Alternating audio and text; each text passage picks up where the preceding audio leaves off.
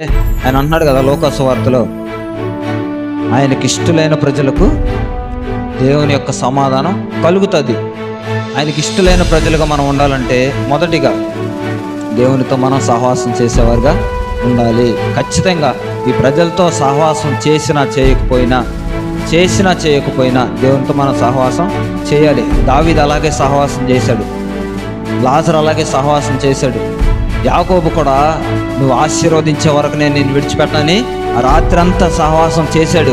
ఇలాంటి భక్తులు సహవాసం చేసింది ఆ యొక్క దేవుని సన్నిధిలో సమాధానాన్ని పొందుకున్నారు. యోసేపు కూడా గుంటలో పడవేయబడిన వాడు బయటకు వచ్చిన మిద్యానీయుల చేతులకు అప్పగించబడినా ఆయన ఎవరు తల్లిదండ్రులు లేకపోయినా బంధుమిత్రులు లేకపోయినా ఆయన దేవునితోనే సహవాసం చేశాడు.